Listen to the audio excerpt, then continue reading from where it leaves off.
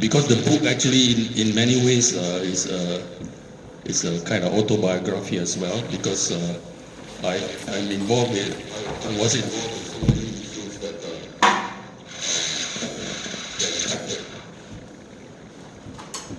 affected the government and of course myself. When I'm from ACS. I graduated in the year of 57, so it's a long time ago. At age 15, I was a member of a group in ACS.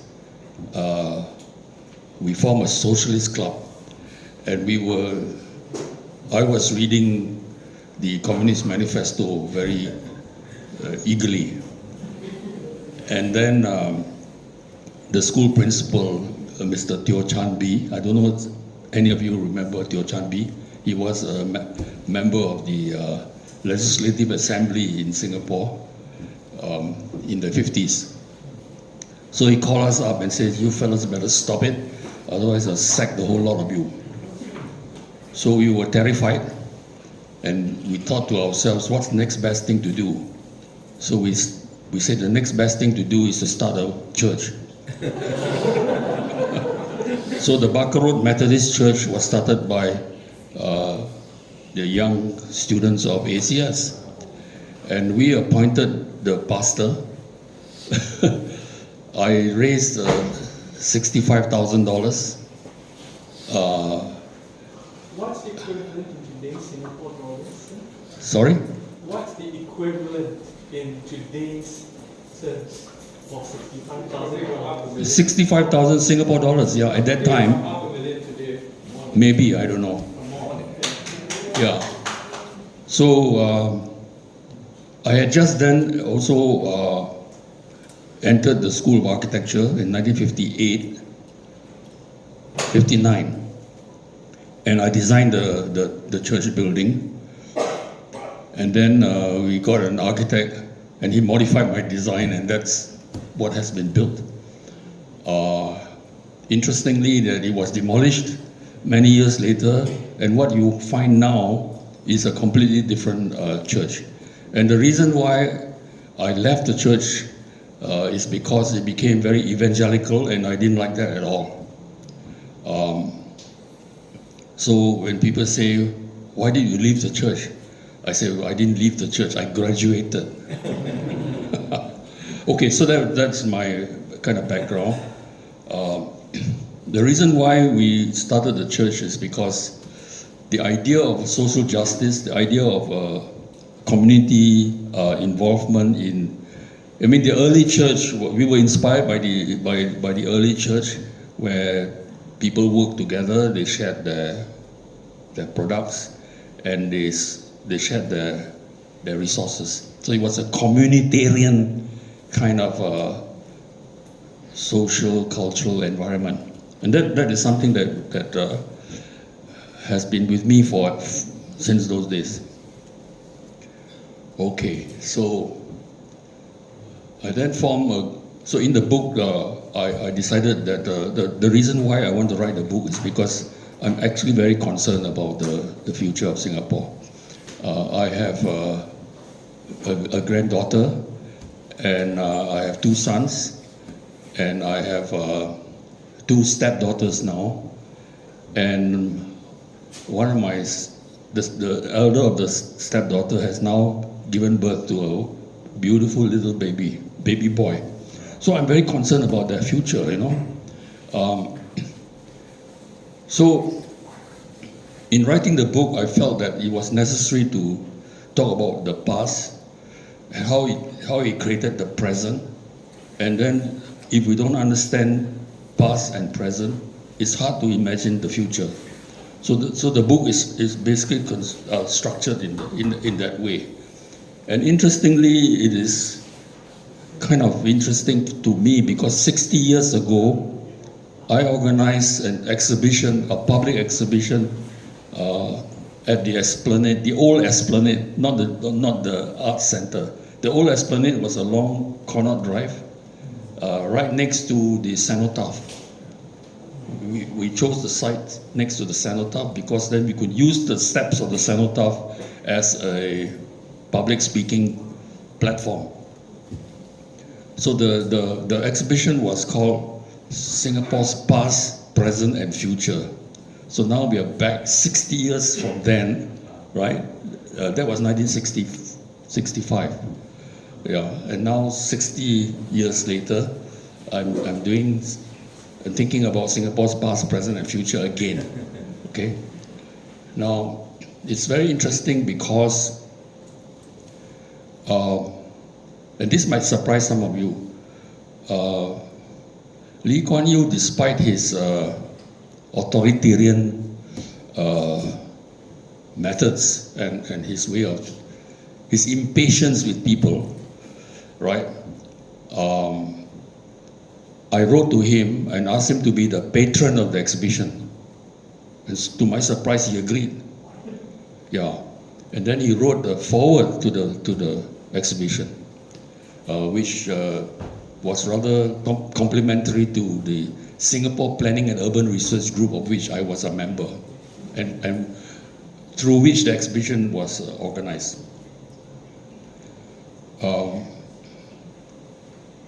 Then I invited him to kind of open the exhibition. It's in the book, okay?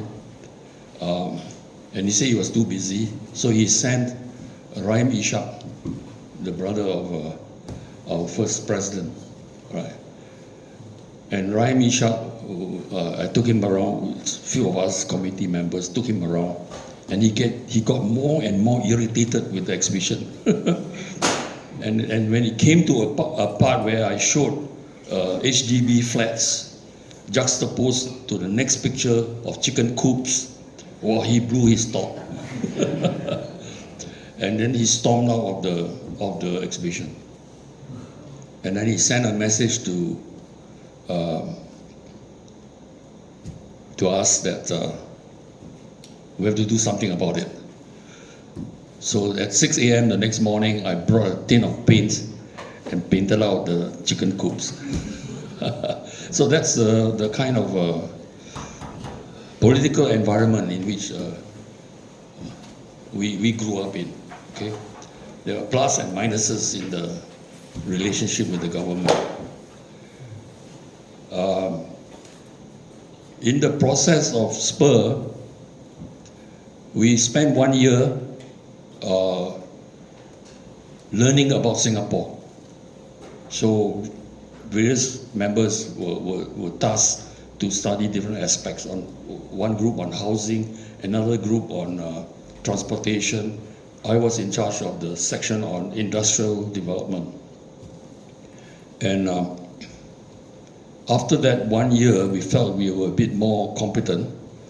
We began to generate ideas. So one of the major ideas that we generated was to move the airport, which was in Paya Lebar, to Changi. Interestingly,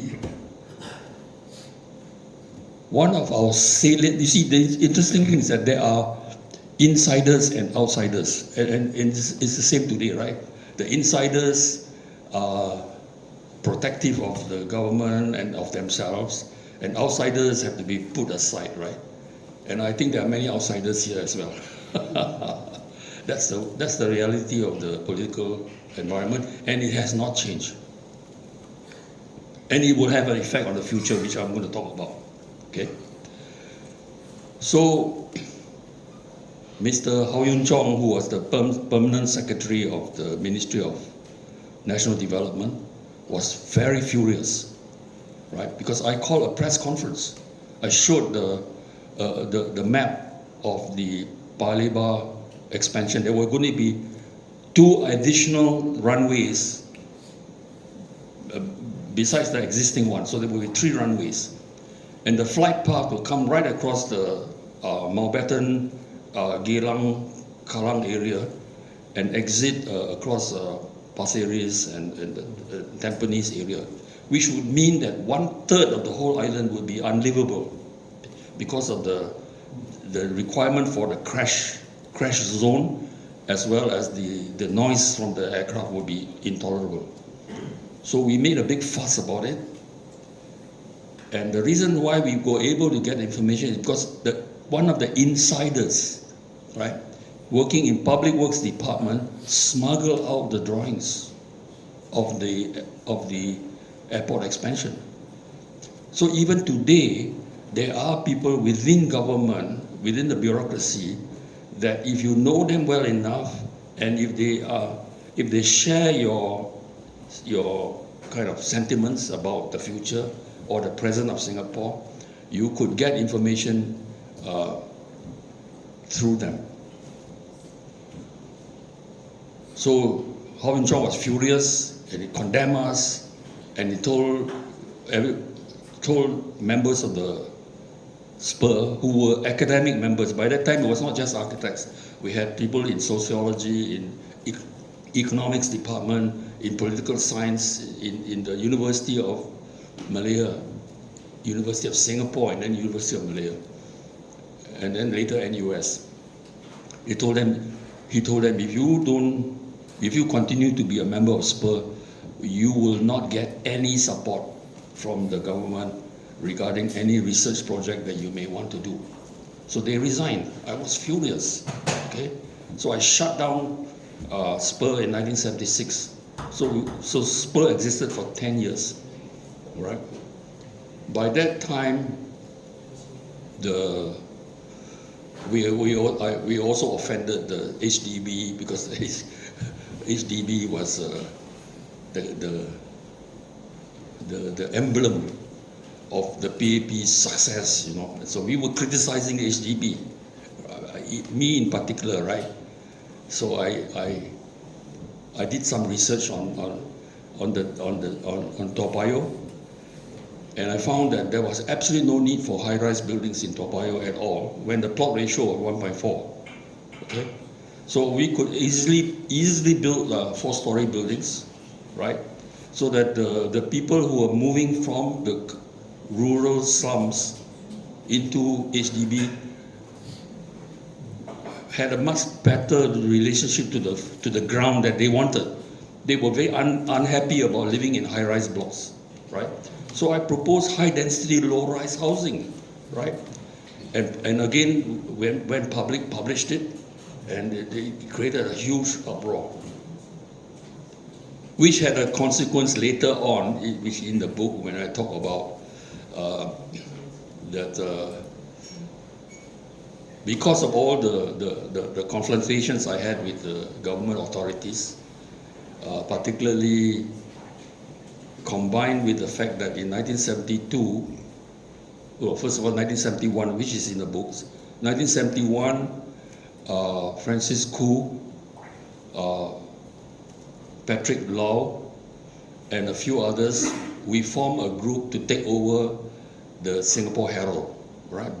Because we did not believe that the reason for closing the Singapore Herald and the other newspapers, Nanyang Siangpao and so on, and Eastern Sun, was because they were, Lee Kuan Yew said that they were a foreign operation designed to infiltrate and to damage the Singapore's political environment. We didn't believe that. So we organized to take over the newspaper, and I negotiated with the official, who's the guy who takes over from a official receiver, right?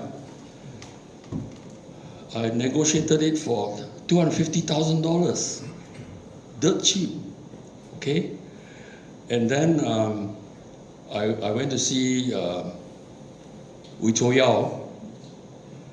You see, in those days, there was the business, the political and the social culture, the business culture is very different. As a young fellow, I can go directly to the boss of, at the time, Bank of, what was it called? United Chinese Bank, which later became UOB. UOB, United Overseas Bank. Yeah. So I was talking directly to the boss, Wee Cho Yao. So I said, Joel, I need $250,000. He says, no problem. How much you want, I can give you, provided you get a license. Okay. Now this is where you begin to understand the we were all young and very politically naive. Okay.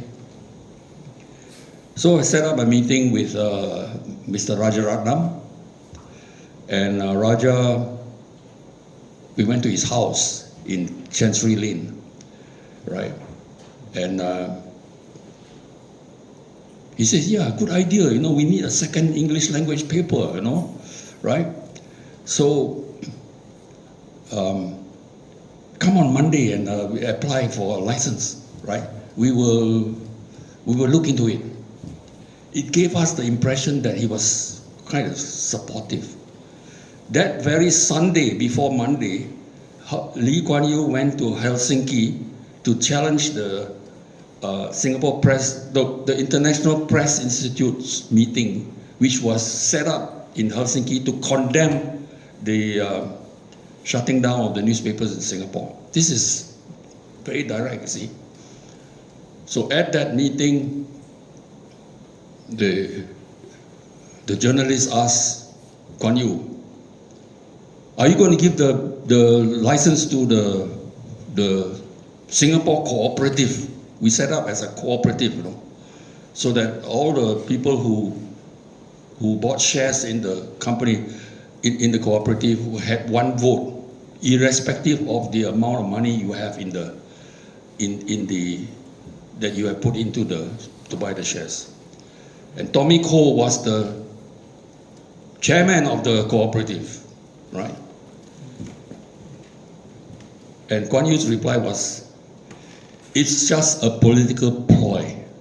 So on Monday, when we applied, we were refused license. Okay, so we began to learn that, you know, this is the way power politics plays in Singapore. So media it has to be controlled by the state. All right. Then in 1972, the year after, Singapore at that time was very supportive of I'm giving you the past, right? Because it will have an impact on the present, and then it will have an impact on the future. I'm elaborating the past so that you understand the way, in detail, the way power is used. Singapore was a major logistics support center for the American war in Vietnam. We were transporting the ammunition, the logistic support for the U.S. forces in Vietnam, and of course we also provided rest and recreation for the American troops to recuperate in Singapore. So Singapore played a very supportive role of the American intervention in Vietnam. We were morally infuriated by the fact that at the very same time as the Paris peace talks was going on between America and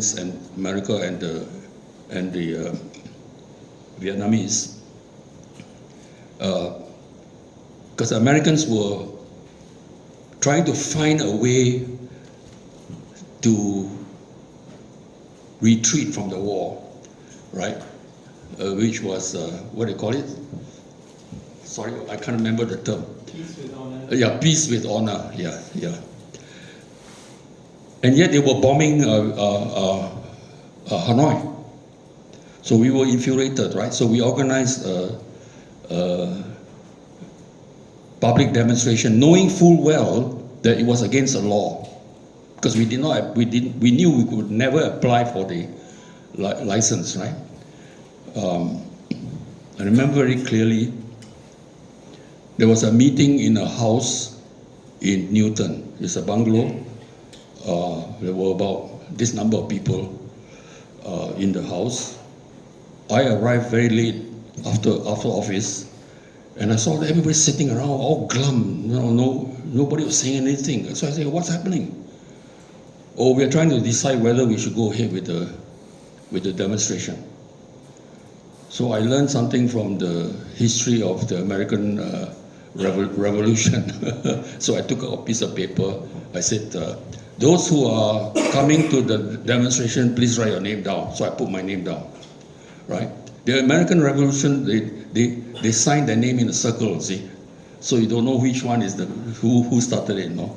So anyway, I said that, we're going to put down the names of people who are coming, put the name down. At the end of it, we will show it to everybody, then we'll burn the paper, okay? So everybody felt, okay, there's no written record. And it was terrifying because it was a bungalow which we were in, and surrounding the bungalow was a hedge about this height, right? A hedge. And hiding behind the hedge were all the ISD people, right? So it was a frightening thing. So then we went to the demonstration, and this is where, as an architect, I can innovate, right? The problem is this: the US, the idea was to demonstrate and deliver a statement to the US ambassador. The US embassy was in Armenian Street. One entrance was from Armenian Street, the other entrance was from Hill Street, right? So we were all going to gather at the Hill Street entrance. And so the problem was this: how do you go to a demonstration with placard when you are coming by bus, right? Everybody will see your placard, right? So I thought, okay, we use the Chinese umbrella. So the umbrella movement, which was then taken over in Hong Kong, came from this thing. So there are some photographs of it, which is in the book, right? Which I managed to get from my friend in Straits Times, because we didn't take any pictures at all, right? So people wrote slogans on the umbrella, closed it, carried it in the bus, right? But as an architect, I'm ashamed of myself because I forgot one fundamental thing, right? And that is there was a bus stop right next to the embassy. Had I calculated that, I would have decided that those who were afraid to come to the demonstration, I say, go to the bus stop. We could have swelled the whole bloody place, okay? Because then you have a cover, right? So these are political tactics that you learn the hard way. So anyway, the consequence of that demonstration is that the ISD called out my partners in my architectural firm design partnership, right? And told my partners, sack Tay Kheng Soon. Otherwise, you will close down the firm. It's as blatant as that. Because the guy who transmitted the message from the government to my partners was the chief of police, Mr. Tay Kheng himself. Okay? And so we had a partners meeting, and they said to me, resign. I said, I'm going to resign. Why should I resign? I didn't do anything wrong, right? So they say, okay. They shut the firm down, right? And reform the firm, which is now the biggest firm, the fourth largest firm in the world, DPA. Okay, it's the largest firm in Singapore and in the world, 1,500 employees. So I had no job, and I decided that I'm not going to be an architect anymore. I was sick of the whole damn thing. So I decided to become a photojournalist. So I went to Malaysia and I went to study the rice cultivation project in the Muda River, right? So this is another interesting aspect, you see, which I want to communicate to our friends here. We must learn to regionalize, because Singapore, as a little red dot, has no future, right? We have to think about how do we regionalize, all right?